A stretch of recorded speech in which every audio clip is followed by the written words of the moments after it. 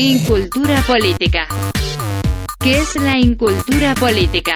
Incultura, nombre femenino, falta de cultura, falta de conocimientos adquiridos mediante la lectura, el estudio y el trabajo. Incultura política, falta de cultura política, falta de conocimientos respecto al ejercicio de la política. Algunos síntomas de incultura política son: endosar el voto, capital electoral, debilidad de los partidos políticos. Capital electoral. Hola, ¿qué tal? Y bienvenidos a estas cápsulas sobre el movimiento electoral que tenemos en este momento en la ciudad de Medellín, en el departamento de Antioquia, en la Comuna 6 y sobre todo en todo el país, porque estamos en las elecciones regionales y hoy es muy importante, pero primero quiero saludar a Víctor, nuestro compañero. ¿Cómo estás? Hola, Estefanía. Estamos en plena campaña electoral, estamos eligiendo concejales, estamos eligiendo juntas administradoras locales, gobernador, alcalde y diputados. O sea que estamos en plena campaña. Lo importante es que la gente sepa cómo va a votar, que sea consciente a la hora de votar. Hoy vamos a hablar sobre nosotros lo hemos llamado capital electoral. Tener un capital electoral. Es que de hecho el proceso electoral ha cambiado mucho, porque antes se reunía el candidato en la plaza pública y echaba su discurso, ahorita no, ahora se llama. Eso lo llaman un discurso 20 juliero. Bueno, ok. Pero entonces primero vamos a ver lo que opina la gente acerca de lo que es el capital político y lo que piensan de eso. Adelante. Capital electoral es la persona que, por decir un ejemplo, lo puedo tirar como por decir el Álvaro Uribe. El Álvaro Uribe se robó los votos en blanco en el segundo periodo, que se los compró, porque yo detesto a ese señor. Con la ley 50 y la ley 100, yo me sé que no me sirve un candidato de esos, los que compran. Capital electoral es yo tener mis votos como candidato o como candidato de algún partido y dárselos a otro amigo que sea de la misma corriente política. Para mí capital electoral es como darle los votos al otro y uno los quiere para uno, dárselo al otro. Bastante diversas las opiniones de la gente a la que le preguntamos y bueno, ¿tú qué piensas de esa cuestión del capital político? El capital político electoral a mí me preocupa mucho porque si vamos a decir que un candidato cualquiera o una persona que ha estado en la política durante mucho tiempo puede decir yo cuento con 100, yo cuento con 200 votos y esos 200 votos yo los puedo manejar, llevar, traer, eso es peligroso, ¿o no? No sé, no tendría eso así, o no peligroso, pero eso depende porque es un líder quien concentra esos votos, ¿sí? Entonces, por ejemplo, yo soy líder comunitaria de región de espacio. Y entonces la gente, mis vecinos, conocidos, primos, hermanos, familia, confían en mí, ¿sí? Y entonces consideran que por el proceso que yo llevo puedo tener un buen candidato que nos puede ayudar, ¿cierto?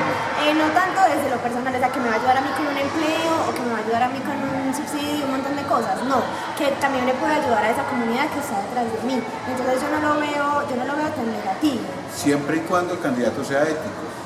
El candidato no manipula a ese capital electoral, entre comillas, que tiene, que mientras él sea ético, no va a haber ningún problema. Pero entonces estaríamos diciendo, o sea, ¿cómo saber que un candidato es ético? ¿Cómo sé yo que un candidato es ético? Yo creo que cuando usted elige, y ojalá fuera así, cuando usted elige seguir a una persona por sus ideas, pues usted también ahí va evaluando que ese candidato tiene unos comportamientos en sociedad que usted puede evaluar, que usted puede decir, cuánto este candidato nunca ha estado incurso en un proceso de investigación, nunca ha sido acusado de robo de recursos públicos, nunca ha maltratado, por ejemplo, a la esposa, que es una cosa que se da. Bueno, se da. Sí, se da. Hay líderes y candidatos electorales que maltratan, la costa ¿no? Y hasta aquí en Antioquia se da. Pero hay veces, hay algunos que lo hacen bajo techo, no sabemos eso, entonces podemos presumir que un candidato es ético también, cuando lo es, también, entonces ahí está también. la cuestión. Entonces por eso a ver, se supone que si hay un líder que está en esos espacios políticos, es porque tiene un poquito de conocimiento. O sea, podríamos decir en el buen sentido de la palabra que en el reino de los ciegos el pueblo es el rey, ¿cierto? Entonces, si yo soy líder y de pronto tengo un poquito más de conocimiento que las personas que están conmigo, que caminan de la mano conmigo, entonces yo les puedo dar como esa línea, esa luz hacia dónde puede ir su voto.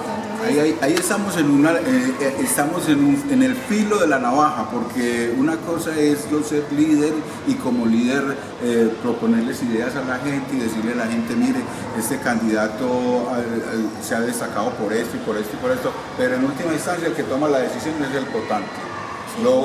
Cuando más lo acompaño en la idea, en contarle quién es, pero el votante es quien va a tomar la decisión. De ahí depende que la democracia en realidad sea una democracia. Pero entonces el problema ya no sería de tener esa figura de capital político electoral. El problema ahorita entonces es de la conciencia que tienen nuestros sufragantes. Claro. Porque entonces, o sea, por el solo hecho de yo tener amistad, o por el solo hecho de que vos me caes bien, que me parece que tenés criterio, entonces simplemente por ese hecho yo voy a votar por tu candidato. O por el candidato que vos ¿no es cierto?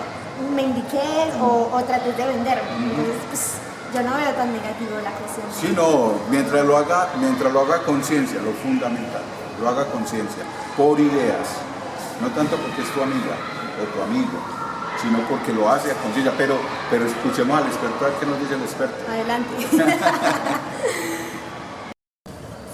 Lo que se entiende por capital electoral, particularmente pues acá en Medellín, es la capacidad que tiene una persona de direccionar una cantidad de votos. Eso se puede dar pues por varias razones. Se puede dar porque en el plano ideal otra vez una persona tenga la capacidad de representar los ideales y las necesidades de una comunidad, por ejemplo. Pero en realidad muchas veces se da porque hay líderes que tienen su vocación de liderazgo, que tienen una incidencia en la comunidad y que empiezan a llevar en hombros, a endilgarse la capacidad de decidir de esa comunidad. Estos líderes entonces terminan negociando con las personas pues, que tienen posibilidad o acceso a los canales de representación, y muchas veces terminan negociando cosas precisamente para favorecerse a ellos mismos, dejando pues la comunidad como de lado. La lógica entonces empieza a volverse pues como muy de clientela, muy de negocio, y estos líderes empiezan a contar con una cantidad de votos que ellos entienden que tienen una comuna o que suponen que tienen una comuna, y con esta cantidad de votos negocian con los líderes políticos. Ya no se habla de necesitamos esta propuesta, venga discútala, venga socialice, venga esté en contacto con la comunidad, sino que los líderes de los barrios y de las comunas van donde los representantes políticos les dicen yo le pongo 300, yo le pongo 400, yo le pongo 600 votos. Se lo puede mostrar buscando la cantidad de personas que votan en esos puestos. Eso se busca con las cédulas por parte pues, de los asesores del grupo, del equipo político, de la persona con la que los estén negociando, y terminan entendiendo ese capital como suyo. Entonces los líderes se toman ese capital electoral como algo con que negociar, y con eso negocian beneficios para ellos, beneficios para la clase política, pero terminan embolatándose las necesidades de la comunidad, porque se pierde ese lazo representante comunidad, y eso es lo que termina sacrificándose en esas lógicas. La comunidad no tiene contacto con las propuestas de los candidatos, la comunidad no se siente representada, eso termina afectando más la legitimidad de las instituciones, y eso termina que muy poquitas personas terminen decidiendo por el grueso de la población. El capital electoral se mantiene en ciudades como Medellín y en países como Colombia y en muchos otros, pero acá la cosa es particularmente evidente, precisamente porque acá tenemos un sistema clientelista muy desarrollado. Como Colombia ha sido un estado tradicionalmente débil, lo único que lo mantuvo a flote durante gran parte de su conformación como estado fueron las redes clientelares. Entonces acá de verdad se entiende al político como una persona que puede hacer favores, ¿cierto? Favores. Entonces, ¿qué pasa? Una persona que alcanza un nivel de representación al interior de una ciudad, como un concejal, por ejemplo, y eso es nada más un ejemplo, lo puede hacer un senador, lo hace, un representante de la Cámara lo hace, todo el tiempo están fungiendo intermediarios entre las administraciones a diferentes niveles territoriales y la comunidad. Entonces terminan siendo los que determinan qué se va a hacer y qué no se va a hacer. ¿Cómo lo hacen ellos? Depende de la fuerza que tenga un concejal, tomemos ese ejemplo, o un diputado, cualquier representante. Este representante tiene la capacidad de negociar con la persona que llega a la administración la toma de decisiones al interior de las corporaciones públicas, ¿cierto? Esa capacidad de la toma de decisión se negocia entonces directamente con el alcalde, por ejemplo, en este caso, pongamos el ejemplo pues así. Entonces un alcalde que llega con muchos recursos, en el caso de Medellín este año 6.4 billones de pesos, un histórico impresionante de recursos acá en Colombia, solamente tiene que enfocarse para que todas las decisiones que tome desde lo administrativo pasen por el Consejo de Derecho en tener 11 de los 21 votos que existen en la corporación pública. Cuando vos tenés esa cantidad de recursos, vos puedes negociar con puestos, vos puedes negociar con proyectos, vos puedes negociar con una infinidad de cosas porque tenés los recursos. Entonces, estas personas tienen una posición privilegiada para negociar eso. Se le entregan estas capacidades pues estas cuotas administrativas a los concejales, por ejemplo, por medio de contratos directos, por medio de proyectos que pueden direccionar, por medio de secretarías. Ellos tienen una cantidad de puestos y con esa cantidad de puestos van engrosando su maquinaria. Mientras más puestos tenga un concejal, más capacidad va a tener de negociar con los líderes en los barrios y más capacidad va a tener para mantener esa maquinaria aceitada por medio de puestos otra vez y de proyectos, que son básicamente recursos públicos. Esto porque es problemático, si no tiene ningún tipo de control, que incluso pues es algo que pasa en los sistemas políticos en general. Es problemático precisamente porque atenta contra la posibilidad de que las personas piensen los proyectos políticos que se les entregan, tengan la capacidad de participar y tengan la capacidad de poner en la agenda pública las necesidades que tienen.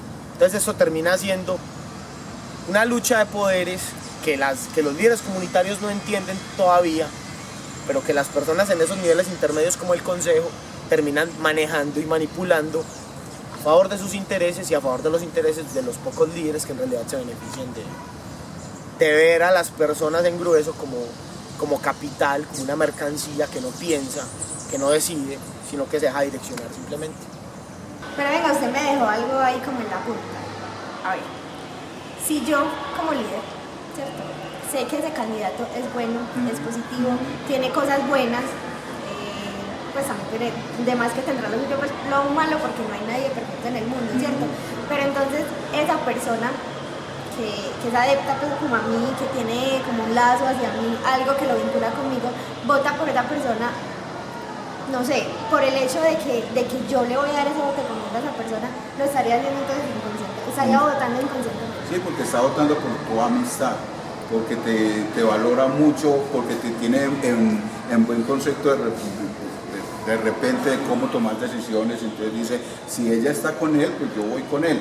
Lo ideal es que ella no vaya porque es tu amiga, sino que lo haga porque le escuchó la propuesta del candidato. Por eso decíamos ahora que es muy preocupante o muy difícil que decir que un candidato puede tener en su bolsillo, en su haber, 300, 400, 1000, 2000 votos. Porque igual si este candidato entonces en este periodo donde fue gobernante no lo hizo bien, él puede seguir contando conmigo, pero lo más seguro es que yo no voy a acompañarlo. Entonces, ¿cuándo se puede tener capital electoral y es preocupante eso? Es cuando yo recurro a dádivas. Entonces yo te doy a vos un puestico, yo te doy a vos un mercadito, te doy cualquier cosa y por eso te tengo como mi capital electoral. Es más, te dice, ay, yo te ayudé y ahora sí vos no me acompañás, ¿no es cierto? Entonces ese tipo de capital electoral es peligroso. Cuando el capital electoral lo hace un candidato por sus propuestas, porque la gente lo conoce de hace rato y ha visto que es una persona que se desempeña bien, que cumple lo que promete, que no promete cosas extraordinarias, sino que se pueden cumplir. Ahí sí tener un capital electoral de ese, yo digamos que sí sí lo avalaría o sí diría, bueno, Entonces, ¿es culpa del político o del líder? del líder, de la persona. Pero la entonces persona. no, pero, o sea, el capital político está, el capital político está, o sea, va de la mano de un líder, porque, o sea, primero se hacían los discursos aquellos Veinticulieros. Ajá. ahorita ya ese candidato se reúne, por ejemplo, con un solo líder que le mueve, pongámosle mal, 50 votos, ¿cierto? Entonces ya no tiene que hacer sus reuniones en plaza pública ni nada de eso, sino que se reúne con, por ejemplo, con 100 líderes que le pondrían 50, 500 votos, ¿cierto? Entonces ese líder, o sea, ¿y quién es el culpable? Ese líder que es el que va y te ve y le dice, ay, yo tengo 50 votos, tengo 100 votos, tengo 20 votos, tengo lo que sea. Es la culpa de quién. Es que ese es el problema cuando un candidato dice, le cree a un líder, es que Juan, ¿quién le puede prometer 50 votos a quién? Si yo voy solo a la urna, y en la urna yo te puedo recibir a vos un tamal y voy a la urna y voto como... No, y hay una cosa muy preocupante, y es que hay candidatos que creen que tienen un coto de casa. ¿Qué es un coto de casa? O sea, en tal barrio, en tal partecita, yo tengo allá 300 votos. ¿Cómo hace para tener 300 votos? No es que tenga 300 votos, yo voy a llevar mi idea y la persona elige. Pero si ese líder vende la idea por él, ¿qué? No, sí, totalmente válido si lo hace de manera ética, si le cuenta en realidad la propuesta del candidato. Otra cosa es cuando yo voy y le digo, venga, acompáñenme a votar que nos van a dar un paseíto, nos van a llevar a tal parte. Eso no son propuestas para un candidato. Las propuestas son, vamos a solucionar problemas de hambre, vamos a solucionar problemas de transporte, de seguridad, todo eso. Esto es un embrollo, esto es cuando menos piensa termina enredado. No, y se vuelve una bola de nieve. Exacto. Exacto. ¿Este tema estuvo más espinoso o es más complejo? Es que participar en el tema electoral es muy complejo, porque usted tiene, digamos que se tiene que evaluar a los candidatos, y los candidatos todos tienen un plan de gobierno bien extenso. ¿Quién se lo lee? Es difícil, ¿cierto? Pero a veces sí es bueno tener como las opiniones de otras personas que de pronto han vivido el proceso. O sea, y es viable y ayuda mucho. Supongamos que vos consideras que el candidato por el que vas a votar ha hecho cosas positivas, entonces vos me comentas, le comentas a otra persona, fulanito de tal hizo esto y es positivo, entonces yo ya empiezo como a pensar, bueno, puede ser, le puedo dar el voto, vamos a ver qué me dice voto y así. Todo eso tiene que estar muy marcado por la ética del candidato, la ética del líder que de pronto está acompañando a ese candidato y la ética del elector.